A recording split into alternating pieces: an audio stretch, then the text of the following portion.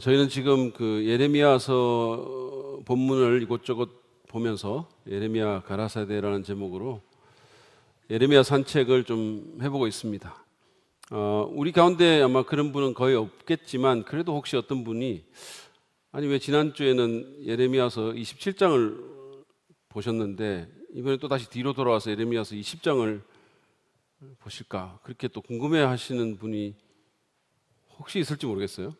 그런 분들에 대한 저의 대답은 이겁니다. 제 마음이에요. 제 마음입니다. 좀 더 심오한 대답을 기대하신 분들에게 죄송하게 생각합니다. 제목을 보면 짐작하시겠지만 오늘 말씀의 주제는 고난에 대한 겁니다.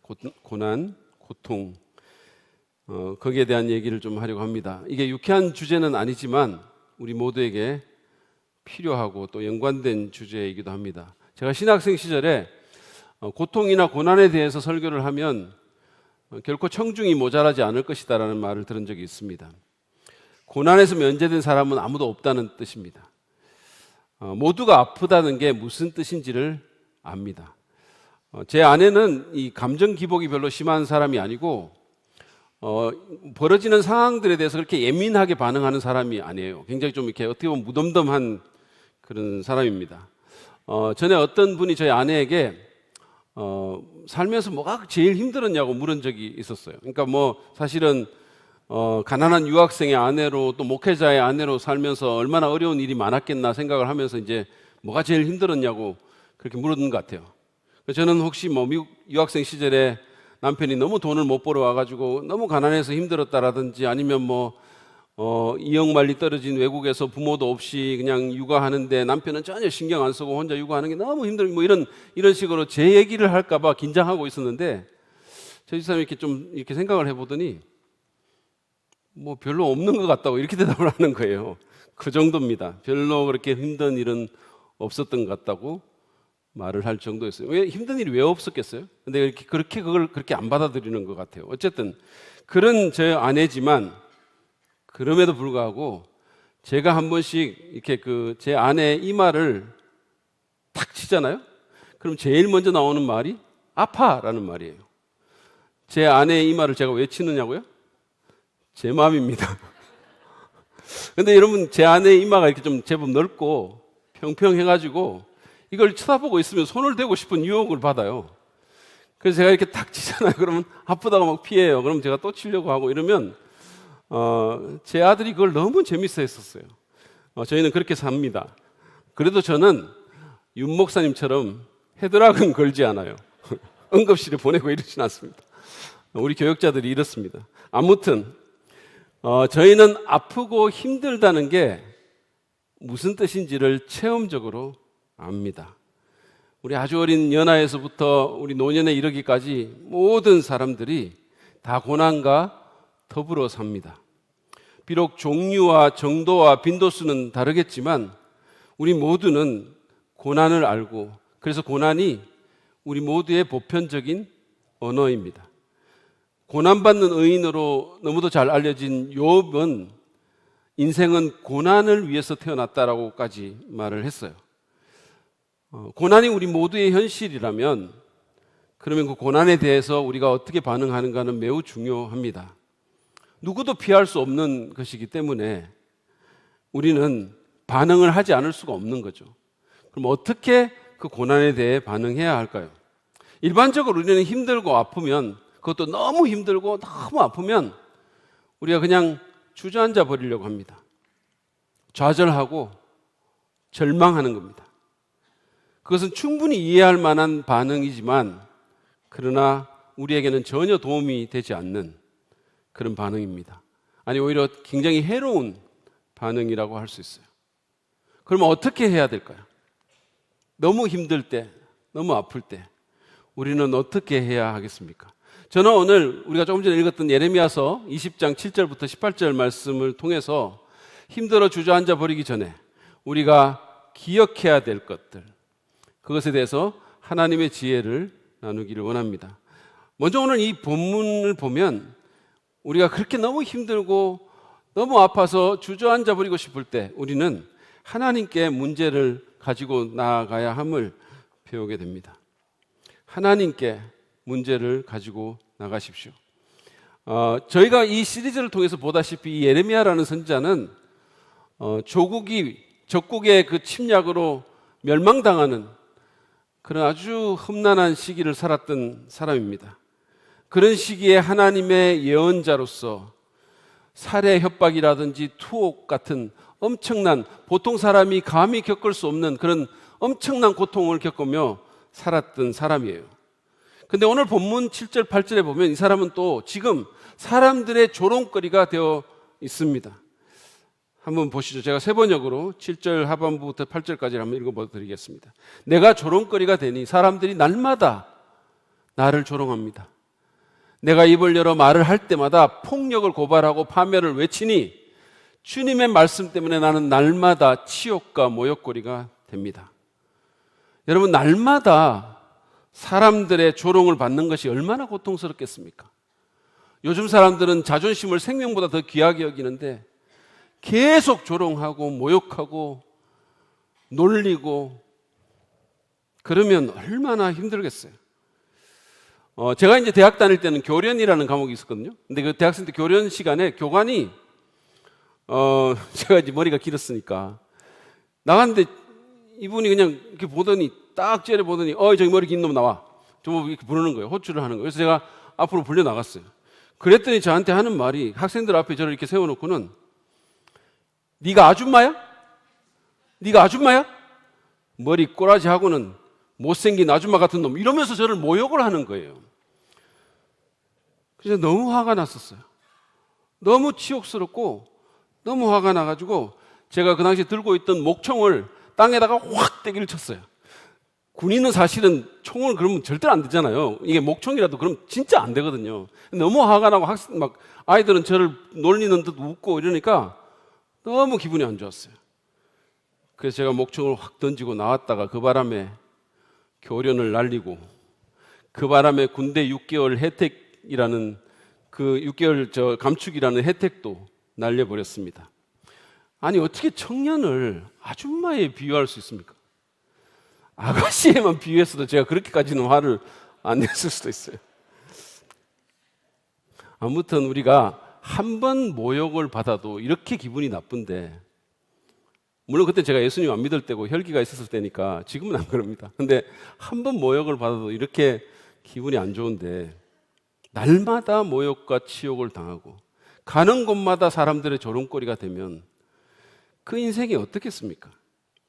근데 10절에 보면 그게 다가 아닌 거예요. 그는 그를 해치려는 사람들의 위협 속에 살고 있습니다. 이것도 제가 다시 한번 읽어볼게요. 수많은 사람이 수근거리는 소리를 나는 들었습니다. 예레미야가 급에 질려 있다. 너희는 그를 고발하여라. 우리도 그를 고발하겠다 합니다. 나와 친하던 사람들도 모두 내가 넘어지기만을 기다립니다. 혹시 그가 실수를 하기라도 하면 우리가 그를 덮치고 그에게 보복을 하자 합니다. 이런 삶을 한번 생각해 보세요. 계속해서 누군가가 나를 보고 있고 내가 넘어지기를 바라고 있고 보복하려고 하고 있고 고소하려고 하고 있고 친한 자들까지도 등을 돌리고 있고 계속해서 위협 가운데 살아가는 겁니다. 예레미야는 이 사람에게는 낙심하고 불평할 만한 충분한 이유가 있었습니다. 하나님에게 등을 돌릴 만한 그런 충분한 상황이었다는 거예요. 그럼에도 불구하고 예레미야는 이 모든 것을 주님께 들고 나갔습니다.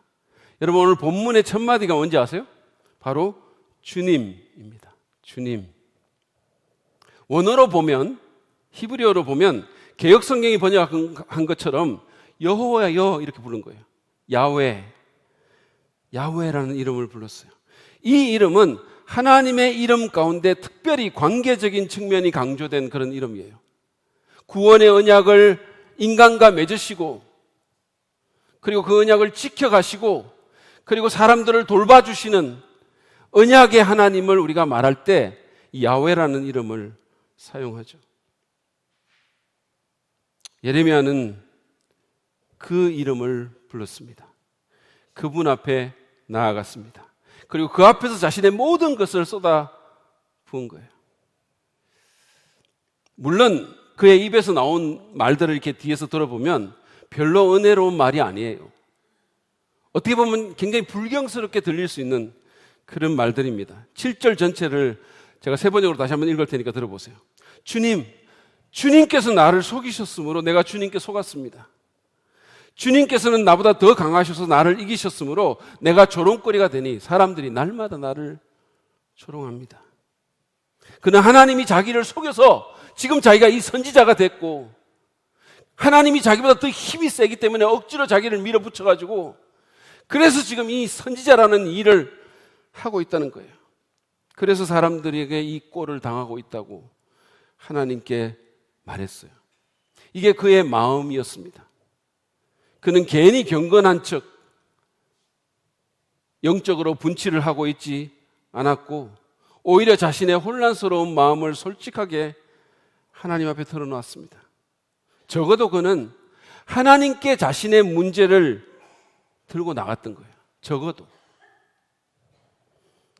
어떤 사람은 고난이 오면 하나님을 떠나려고 합니다. 믿음을 버리려고 해요. 다른 방안을 찾습니다. 하나님과 상관없이 이 문제를 해결해 보려고 애를 쓰는 거예요. 교회를 끊고 신앙도 버립니다. 심해지면. 제가 좋아하는 작가 가운데 필립 얀시라는 작가가 있는데, 이 사람이 쓴 하나님 당신께 실망했습니다라는 책에 보면 한 청년이 나오는데, 이 사람은 일이 너무 안 되는 거예요. 실직당하고 실연당하고 하여튼 계속해서 어려움이 닥칩니다. 그러니까 하나님께 최후 통첩을 하고는 자기가 정한 시간까지 응답해 주실 것을 요구하는데 하나님이 그렇게 안 해요. 그러니까 이 사람은 밤 12시인가에 성경책을 들고, 그리고는 경건서적을 들고 아파트 마당으로 나가서 거기서 그것을 불을 태워버리는 의식을 치릅니다. 그런 사람도 있어요. 그러나 다른 사람들은 고난이 오면 오히려 주님께 나아갔습니다. 여러분이 너무 잘 아시는 다윗은 사울을 피해 다니며 그 인생 한번 생각해 보세요. 날마다 국가 권력이 총동원 돼서 자기를 좀 죽이려고 하는데 그 사울을 피해 다니면서 굴 속에서 주님을 불렀습니다. 불임의 한나는 성막에서 처절히 울면서 기도했습니다. 하나님의 아들이신 예수님도 겟세마네 동산에서 하나님께 기도로 나아갔습니다. 그분은 하나님의 아들이셨지만 자신의 마음이 괴로워 죽을 지경이라면서 솔직히 그 마음을 털어놓고 하나님께 나아가서 아버지께 그 십자가의 이 잔을 옮길 수 없겠냐고, 제발 좀 피했으면 좋겠다고. 그러나 그렇지만 만약에 그게 하나님의 뜻이라면 그 뜻이 이루어지게 해달라고 부르짖었습니다. 여러분, 하나님께 나아갑시다. 그분은 우리의 아버지이세요. 저는 가끔씩 교회에서 이제 우리 허존사님의 딸인 가은이나 나은이 같은 애가 막 울면서 자기 아빠한테 막 달려가는 그런 모습을 볼 때가 있어요. 많이 봅니다, 사실은. 근데 그 모습을 저는 한편으로는 부러움으로, 한편으로는 신기함으로 지켜봅니다. 왜냐하면 저희 집에서는 거의 없었던 일이기 때문이에요. 제 평생 소원은 제 딸내미가 허존사님 아이들처럼 엄마가 아니라 아빠한테 달려오는 것을 경험하는 거예요. 어쨌든 이 아이들은 자기 아빠한테 막 가서 자기 문제를 막 털어놓는 것 같아요. 뭐라고 막 말을 할 때도 있어요. 어떨 때는 원망스러운 표정으로 바라보면서 뭐라고 말할 때도 있어요. 그러고 웁니다. 그러면 허전사님은 그 아이를 품에 안고 놀라운 인내심과 잘 들리지도 않는 작은 소리로 뭔가를 속삭여줘요. 그게 아버지가 하는 일입니다. 여러분, 우리도 힘들 때, 아플 때, 눈물이 날 때 우리 하나님 아버지를 찾으십시다. 그때가 진짜 하나님이 필요할 때예요. 그분께 우리의 문제를 갖고 나아갑시다. 불평을 하더라도 그분 앞에서 하고, 원망을 하더라도 그분 앞에서 하고, 한탄을 하더라도 우리 아버지 앞에서 합시다. 내 안에 혼란과 불안과 비통함과 두려움과 이 모든 것들을 하나님께 다 털어놓으시기를 바랍니다. 여러분, 하나님은 이 모든 것을 감당하실 수 있는 분이세요. 시편이나 예언서를 자세히 한번 읽어보세요. 그들은 엄청난 솔직함으로 자신의 좌절감과 자신의 비통함과 자신의 원통함을 하나님께 털어놨어요. 꾸미지 않았어요. 괜히 영적으로 괜찮은 척 그러지 않았습니다. 못 살겠다고. 언제까지 이래야 되냐고. 하나님 들으십니다. 그리고 그분은 우리를 진짜 위로하실 수 있는 분이십니다. 여러분, 고난은 우리를 만들기도 하고 부수기도 한다라는 말이 있어요. 고통과 고난이 성장과 성숙을 위한 기회가 되기도 하지만 우리를 파괴시킬 수도 있다는 말씀입니다. 우리를 더 나은 사람으로 만들 수도 있지만 더 나쁜 사람으로 만들 수도 있다는 뜻입니다. 그 차이를 만드는 것이 무엇일까요? 우리가 고난에 어떻게 반응하는가? 고난의 때에 무엇을 찾는가? 누구를 찾는가? 하는 것입니다. 하나님을 찾고 그분에게 나아갑시다. 물론 그게 언제나 쉬운 일만은 아니에요. 우리의 감정이 언제나 그렇게 갖추어져 있지는 않습니다. 그러나 그것이 우리에게 최상의 옵션임을 우리는 기억해야 합니다. 그리고 우리는 바울이 말한 것처럼, 적어도 우리가 그리스도인이라면 바울이 말하는 것처럼 느낌에 의해서가 아니라, 눈에 보이는 상황에 의해서가 아니라 믿음으로 행동해야 합니다. 예수님은 우리를 초청하셨어요. 어떤 사람들을요? 수고하고 무거운 짐진 자들은 다 내게로 오라고. 혼자 짐지고 혼자 아파하고 혼자 좌절하지 말고 오라는 거예요. 왜냐하면 그분만이 그 짐의 무게를 가볍게 하실 수 있는 분이시고 그분만이 우리를 쉬게 하실 수 있는 분이시기 때문입니다. 고난의 때 너무 힘들고 아파서 그냥 주저앉아 버리고 싶을 때 여러분 기억하시기 바랍니다. 그러기 전에 우리는 주님께 우리의 문제를 들고 나아가야 합니다. 그분께 모든 것을 털어놔야 됩니다. 그것이 가장 좋은 선택입니다. 두 번째로 우리는 이 본문을 통해서 때로는 하나님 때문에 고난이 올 수 있음을 알아야 합니다. 우리가 주저앉아 버리기 전에 때로는 하나님 때문에 고난이 올 수도 있음을 알 필요가 있다는 말씀입니다. 우리가 고난받을 때 해야 될 일이 하나가 있어요. 혹시 내가 잘못한 것은 없는지 살펴보는 일입니다. 이것은 가정이나 교회나 공동체의 경우도 마찬가지입니다. 야고보는 자신의 서신 5장에서 만약에 어떤 사람이 그 공동체 가운데 누군가가 병에 걸렸으면 거기 지도자를 청하여 기도해야 될 뿐만 아니라 서로 간에 죄를 고하면서 서로를 위해서 기도하라고 말을 했어요. 죄를 고백하면서. 리버티 신학대학원에서 오랫동안 교수님을 한 김창엽 박사님은 사모님에게 병이 찾아왔을 때 그래서 이 말씀대로 미국 전역에 흩어져서 살고 있는 그 자녀들 가족들을 다 불러 모았대요. 그러니까 미국은 나라가 엄청 크기 때문에 같은 미국이라도 외국이나 마찬가지잖아요. 그러니까 다 그 가족들을 불러 모은 거예요. 그리고는 서로 잘못이 없는지 살펴보는 가운데 서로의 잘못을 고백하자고 말을 했다는 거예요. 그러니까 이 집안이 사이가 엄청 좋았는데 이제 외부의 사람들이 들어오잖아요. 며느리도 생기고 사위도 생기고 자기들 가족이 따로 생기면서 목사님도 몰랐던 여러 가지 일들이 그 안에 있었던 거예요. 온갖 갈등들과 미움들과 이런 것들이. 그 모든 것들을 다 고백하고 눈물바다가 돼서 털어놓고 기도했다는 말을 들은 적이 있습니다. 우리가 그렇게 자신을 살피는 가운데 만약에 죄악이 있다면 우리는 그 죄에서 돌이키고 회개해야 합니다. 그러나 동시에 우리가 알아야 될 게 있는데 그것은 모든 고난이, 모든 아픔이 우리의 죄 때문에 오는 것은 아니라는 거예요. 때로 그리스도인들은 하나님 때문에 어려움을 당할 수 있고 고난을 당하기도 합니다. 예수님께서도 그런 말씀을 하시지 않았습니까? 한 번은 선천성 시각장애인을 만났을 때 제자들은 누구의 잘못으로 그가 이렇게 태어났냐고 물었어요. 굉장히 잔인한 질문이죠. 근데 그 질문에 대한 예수님의 대답이 요한복음 9장 3절에 있습니다. 이 사람이 죄를 지은 것도 아니요 그의 부모가 죄를 지은 것도 아니다. 하나님께서 하시는 일들을 그에게서 드러내시는 것이다.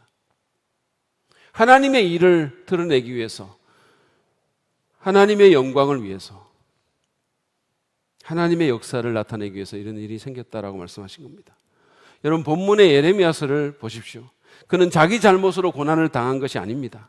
그는 하나님의 일을 하다가 어려움을 겪고 있습니다. 하나님께서 전하라고 하는 메시지를 너무 잘 순종해서 전하는 바람에 그러지 않았으면 안 당해도 될 일을 지금 당하고 있는 겁니다. 그래서 그는 그 일을 내려놓을까라는 생각을 했어요. 많은 힘든 목회자들이 가끔씩 그런 유혹을 받는 것처럼 이 일을 내려놓을까? 9절을 한번 보세요. 이제는 주님을 말하지 않겠다. 다시는 주님의 이름으로 외치지 않겠다 하고 결심하여 보지만 그때마다 주님의 말씀이 나의 심장 속에서 불처럼 타올라 뼛속에까지 타들어가니 나는 견디다 못해 그만 항복하고 맙니다. 너무 힘들어서, 너무 아파서 고난에서 벗어나 보려고 주님의 말씀을 그만 전할까 몇 번이나 생각했는데 말씀이 마음속에서 불길처럼 타오르니 그럴 수도 없었다는 거예요. 기구한 팔자입니다, 사실은. 우리는 하나님 때문에 고난을 당할 수 있어요. 예수님께서 말씀하셨던 그 시각장애인처럼 우리는 하나님의 하시는 일을 드러내기 위한 통로로 어려움을 겪을 수 있습니다. 또는 예레미야처럼 하나님께 순종하는 결과로 고난을 당할 수도 있어요. 여러분, 바울의 말을 기억하십니까? 그는 디모데후서 3장 12절에서 그리스도 예수 안에서 경건하게 살려고 하는 사람은 모두 박해를 받을 것입니다 라고 말을 했어요. 좀 잘 살아보려고 하는 사람들, 믿음대로 살려고 하는 사람은 예외 없이 모두가 이런저런 어려움을 그것 때문에 당할 거라는 말씀이에요. 지난주에 이제 제가 섬기는 신학교에서 한 신학생이 요즘 설교 실습을 하는데 설교 가운데 회사에서 곤란한 전화가 올 때마다 없다고 말하라는 사장님의 지시로 고민하는 한 여직원의 얘기를 그 설교에서 한 적이 있습니다. 근데 이 여직원은 그렇게 하는 것이 너무 양심에 걸려가지고 하루는 정중하게 사장님에게 가서 말을 했어요. 사장님, 저는 그리스도인으로서 정직하게 살려고 엄청나게 노력하는데 사장님이 계시는 것을 알면서 사장님이 안 계신다고 말하는 게 마음에 너무 짐이 됩니다. 너무 힘듭니다.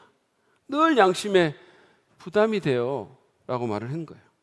그러니까 사장님이 심각한 표정으로 그 말을 듣고 있다가 좀 생각하더니 알았다고 그렇게 얘기를 했대요.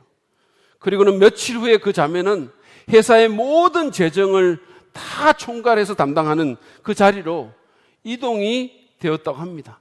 사소한 거짓말조차 못하는 사람이라면 회사의 전 재산을 맡겨도 괜찮겠다라고 생각했기 때문이라는 거예요. 신임했기 때문이라는 겁니다.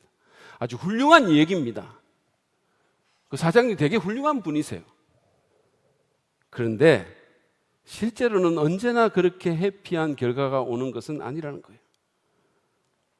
오히려 욕을 먹고 불이익을 당하고 오히려 회사에서 잘릴 가능성도 더 많은 거예요. 아이고, 정직하세요. 아이고, 거짓말을 못 하시는구나. 그러면 아예 내일부터 그냥 집에서 계속 정직하게 사세요. 그냥 집에서 거짓말 하지 않고 계속 사세요. 그런 결과가 훨씬 나오는 거예요. 더 많이 나올 수 있어요. 여러분, 이런 사역의 상황 가운데서도 일어날 수 있어요. 주님의 부르심에 순종해서 사역하는데 또 전도도 하는데 그러지 않으면 안 했으면 당하지 않아도 될 어려움을, 모욕을 당하게 되는 거예요. 이상한 사람들 만나고 사역을 안 했으면, 전도를 안 했으면 이런 일이 없었을 텐데 그런 일들을 많이 만나는 거예요. 지난달에 저희가 양육반원들하고 같이 양화진 선교원 그 묘원에도 선교사 묘원에도 갔다 왔지만 하나님이 가라고 해서 그 먼 나라까지 왔고 하나님이 하라고 해서 했는데 그로 인해서 오히려 어린 자녀를 잃고 자기 배우자를 잃는 깊은 슬픔과 아픔을 경험하게 되는 겁니다. 이처럼 하나님 때문에 고난을 겪을 수 있음을 아시라는 거예요. 그래서 그 사실을 알고 너무 좌절하기보다는 오히려 우리와 함께 하시겠다는 그 주님의 약속을 붙들고 계속 소명을 이루어가야 한다는 거예요. 하나님께서는 이미 예레미야를 부르실 때 그의 어려움을 예견하셨어요. 말씀해 주셨습니다. 그러면서 예레미야서 1장 8절에서 내가 늘 너와 함께 있으면서 보호해 주겠다고 약속하셨어요. 네가 어려움 당할 텐데 그건 네가 잘못해서 당하는 어려움이 아니고 나 때문에 당할 수 있으니까 그때마다 내가 늘 너를 보호해 주겠다고, 함께 하겠다고. 11절을 보면 예레미야는 이 약속을 기억한 것으로 보여요. 그는 주님을 자기와 함께 하시는 용사로 고백합니다. 한번 보세요. 주님은 내 곁에 계시는 힘센 용사이십니다. 그런 다음 그는 자신의 상황을 주님께 맡겨버립니다. 12절을 보세요. 만군의 주님. 주님은 의로운 사람을 시험하시고 생각과 마음을 감찰하시는 분이십니다. 내 억울한 사정을 주님께 아뢰었으니 주님께서 그들에게 내 원수를 갚아주십시오. 내가 그것을 보기를 원합니다. 믿음의 의탁을 한 겁니다. 그러한 믿음의 의탁은 찬송의 반응으로 이어지죠. 13절입니다. 주님께 노래하여라. 주님을 찬양하여라. 주님께서는 억압받는 사람들을 악인들의 권세에서 건져주신다. 여러분 기억하시기 바랍니다. 예수님께서는 우리에게 지상 사명을 주시면서 우리와 항상 함께 하시겠다고 약속하셨어요. 지상 사명을 이루어 나가는 게 쉬운 일일까요? 아무런 고통도 없는 꽃길만을 우리가 걸을 수 있을까요? 그러나 그 어려움 가운데서도 주님이 우리와 함께 하신다는 거예요. 고통의 현장, 고난의 현장, 힘들어 죽겠는 그 상황 가운데서 주님이 우리와 함께 하신다고, 절대로 떠나지 않겠다고 약속하셨습니다. 뿐만 아니라 예수님은 믿는 자의 고난에 대해 언급하시면서 요한복음 16장 33절에서 세상에서는 너희가 고난을 당하나 담대하라. 내가 세상을 이기었노라 라고 말씀하시기도 했어요. 여러분, 용기를 가집시다. 고난이 와도 주저앉거나 너무 빨리 좌절하지 말고 절망하지 말고 놀라지 맙시다. 하나님께서 우리 때문에 고난을 당하셨듯이 우리도 하나님 때문에 고난 당할 수 있습니다. 여러분 예수님 보세요. 그분은 아무런 죄가 없었지만 완벽한 삶을 사셨지만 절대적으로 하나님께 순종하셨지만 오히려 그것 때문에 하나님의 뜻을 이루기 위해 십자가의 고통, 아니 지옥의 고통을 경험하셨습니다. 그러므로 힘들어 아예 주저앉기 전에 하나님 때문에 고난이 올 수 있음을 알고 놀라지 말고 용기를 잃지 마시기를 바랍니다. 오히려 함께 하시겠다는 주님의 약속을 굳게 의지하면서 소명을 이루는 데 집중하도록 합시다. 사도들은 주님 때문에 고난받는 것을 오히려 영광스럽게 여겼다라고 성경은 말씀합니다. 기억하십시오. 우리를 부르시고 우리와 함께 하시는 주님이 세상을 이기셨습니다. 그러므로 우리도 이기게 될 것입니다. 마지막으로 오늘 이 본문은 우리가 너무 힘들어 주저앉기 전에 아무리 고통스럽더라도 고난이 마지막 말이 아님을 기억하라고 우리에게 가르쳐줍니다. 아무리 힘들더라도 그 고난이 마지막 말이 아니라는 말씀입니다. 여러분 아까 그 성경 읽을 때 조금 모르겠어요. 어떻게 여러분 어떤 생각을 하셨는지 모르겠지만 사실 이 본문의 마지막 부분은 상당히 당황스러워요. 주님의 약속을 의지하고 13절에 보면 막 주님을 찬양하라던 그 예레미야가 14절에 보면 완전히 무드가 바뀝니다. 그래서 자신의 탄생에 대해서 저주를 퍼붓고 인생을 비관하고 있어요. 가엾은 어머니 왜 나를 낳으셨나요? 막 이런 거예요. 제가 한번 세 번역으로 한번 읽어봐 드릴게요. 내가 태어난 날이 저주를 받았어야 했는데, 어머니가 나를 낳은 날이 복된 날이 되지 말았어야 했는데, 나의 아버지에게 아들입니다, 아들하고 소식을 전하여 아버지를 기쁘게 한 그 사람도 저주를 받았어야 했는데, 바로 그 사람은 주님께서 사정없이 뒤엎어 놓으신 성읍들처럼 되어서 아침에는 울부짖는 고통소리를 듣고 대낮에는 전쟁의 함성을 들었어야 했는데, 내가 모태에서 죽어 어머니가 나의 무덤이 되었어야 했는데, 내가 영원히 모태 속에 있었어야 했는데, 어찌하여 이 몸이 모태에서 나와서 이처럼 고난과 고통을 겪고 나의 생애를 마치는 날까지 이러한 수모를 받는가? 왜 이런 일이 일어났을까요? 이것은 그의 고난이 얼마나 고통스러운 것인가를 우리에게 말해줍니다. 예레미야는 극심한 혼란에 빠졌어요. 그래서 꼭 정신분열증 환자처럼 행동합니다.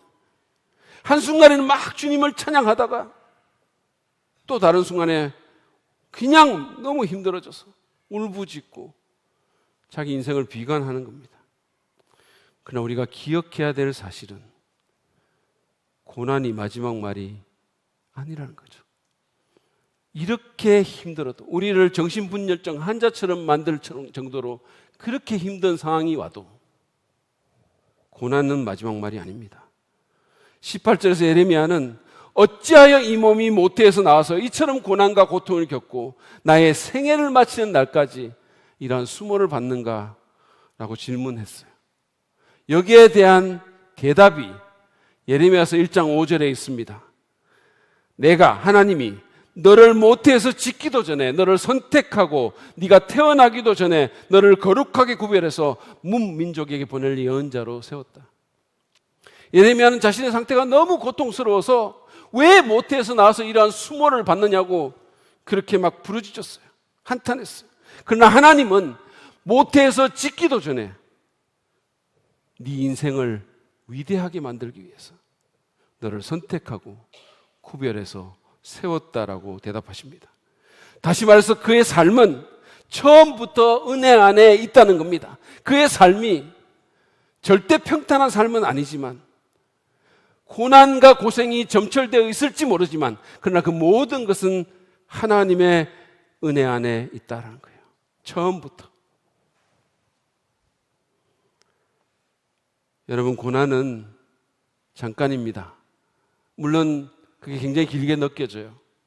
그러나 고난은 잠깐이에요. 영원하지 않습니다.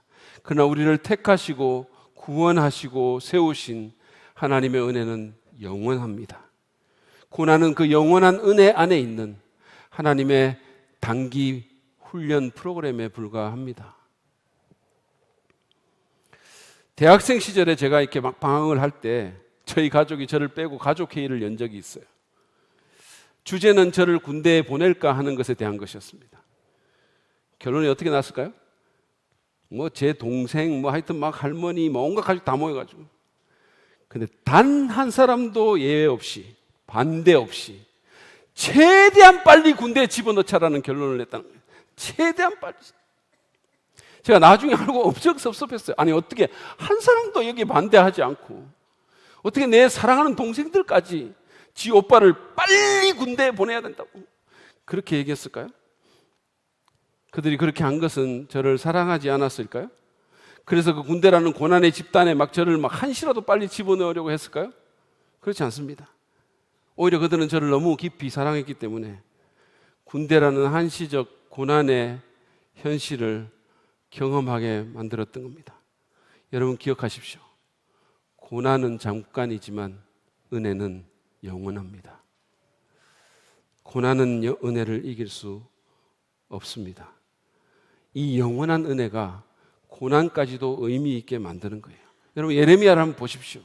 그는 고난 가운데서도 하나님의 은혜로 인해서 가치 있는 인생을 삽니다. 물론 평탄한 인생, 안락한 인생은 절대로 아니었어요. 힘들었어요. 죽을 만큼 힘들었어요. 그렇지만 주의 은혜가 있었기 때문에 그의 인생은 의미 있고 가치 있고 위대한 인생이 됩니다. 그는 하나님의 뜻을 이루었고 영원토록 열방의 선지자로 기억될 것입니다.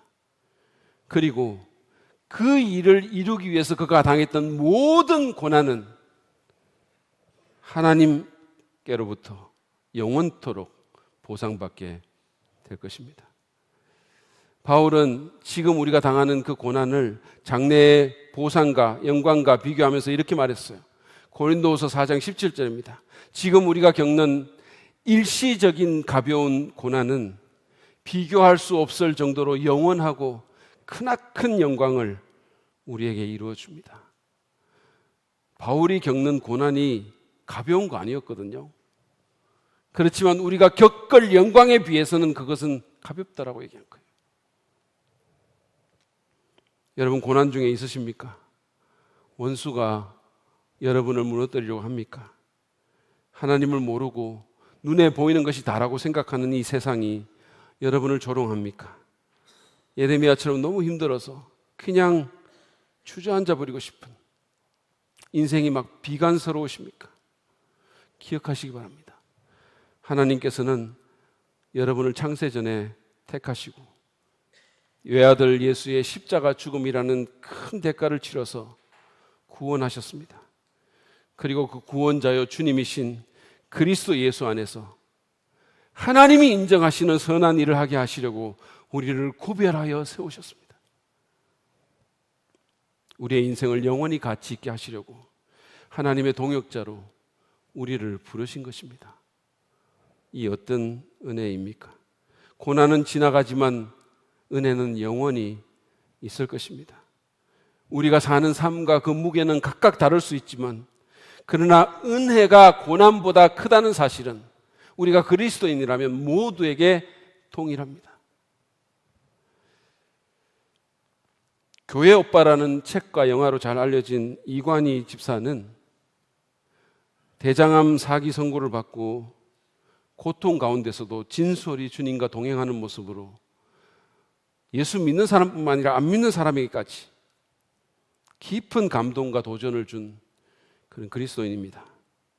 이 사람은 자신의 삶에 임한 그 은혜와 또 자신의 삶에 인한 고난의 손익 계산을 했을 때 언제나 은혜가 더 많았다면서 이런 말을 했어요. 들어보십시오. 누군가 손익 계산서 이야기를 듣고 자기가 이제 그 얘기를 하니까 누군가 그걸 듣고 제게 만약 더 큰 고난을 받아서 손익이 마이너스가 되거나 죽음 앞에 서면 하나님을 원망하고 부인할 거냐고 물었습니다. 사실 저도 방송을 통해서 내뱉은 믿음의 고백을 끝까지 지킬 수 있을까 생각하면 두렵고 떨립니다. 하지만 자신 있게 말씀드릴 수 있는 건 예수님을 믿는 우리에게 마이너스의 인생은 절대 허락되지 않는다는 것입니다. 왜냐하면 우리를 향한 하나님의 큰 사랑의 결정체인 십자가의 사랑이 있기 때문입니다. 나 같은 죄인을 위해 목숨을 내어주신 것만큼 큰 은혜를 대신할 수 있는 것은 이 세상에는 없습니다. 그러므로 이 세상의 그 어떤 역경도 심지어 죽음도 예수님의 보혈보다 크지 않습니다. 죽음은 그저 우리의 육신만 죽일 따름이지만 예수님의 보혈은 우리를 영원히 살리십니다. 우리의 육신뿐 아니라 우리의 영혼까지 영원토록 살리십니다. 여러분, 그 어떤 역경도 예수님의 보혈보다 크지 않습니다.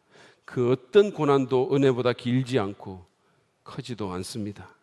예수 그리스도의 뒤를 따르고 하나님을 섬기는 우리의 삶 가운데 어려움이 있을 수 있지만 그러나 그게 마지막 말이 아님을 반드시 기억해야 됩니다. 그리고 믿으셔야 됩니다. 여러분, 좀 더 멀리 보시기를 바랍니다. 좀 더 크게 보시기 바랍니다. 믿음의 눈으로 큰 그림을 보십시다.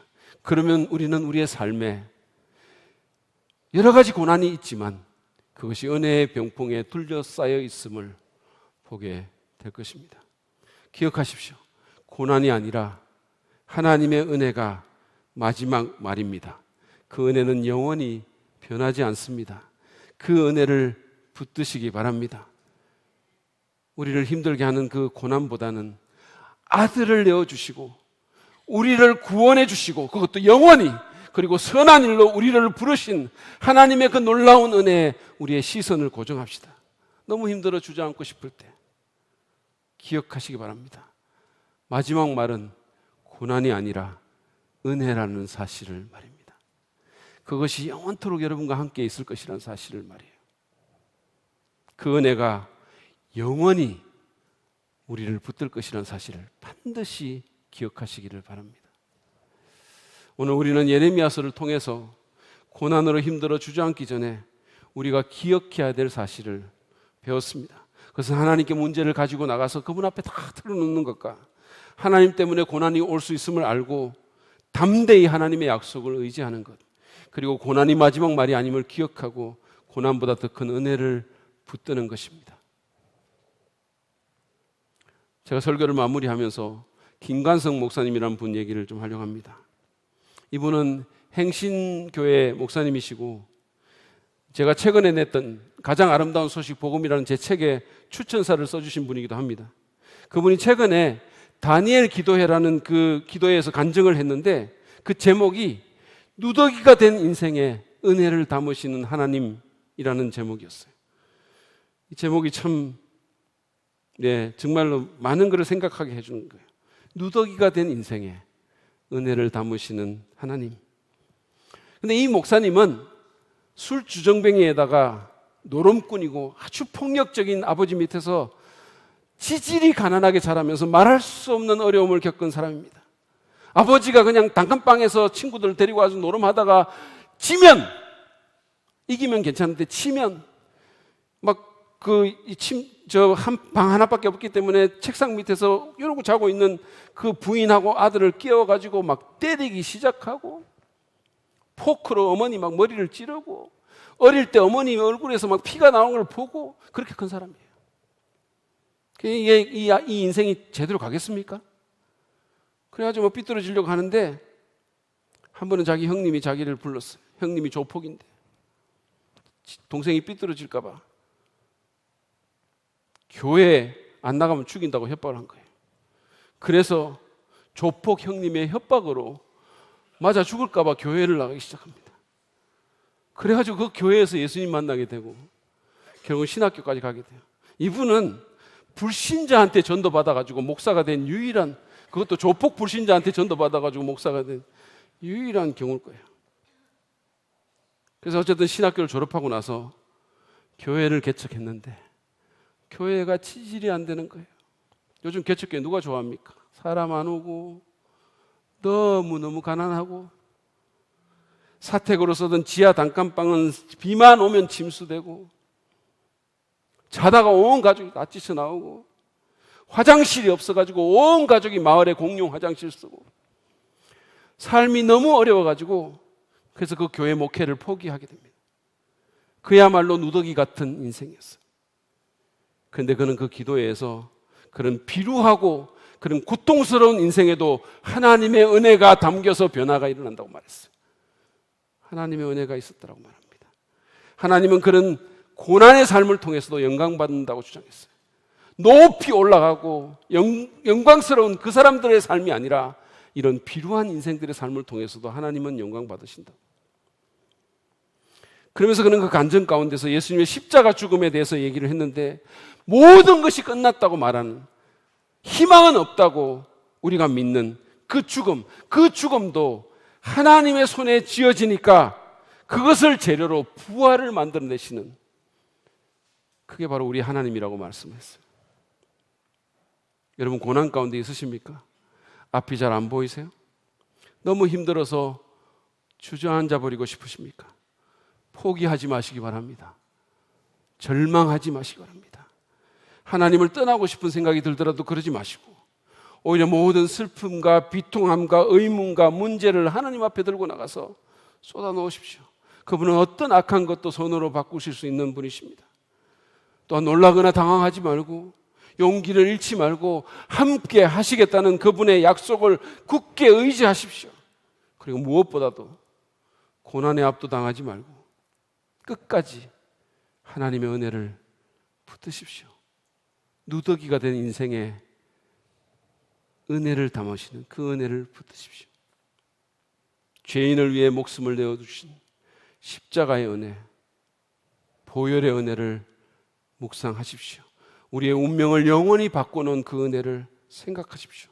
나를 택하여 세우시고 내 인생을 영원히 가치 있게 하시고 결코 나를 놓지 않으실 그 은혜, 비록 누더기 같은 삶이라도, 문제와 고난으로 점철된 삶이라도 그 삶을 재료로 영광을 받으시는 그 놀라운 은혜를 절대로 잊지 말고 그 은혜의 보좌 앞에 여러분 자신을 던지시기를 바랍니다.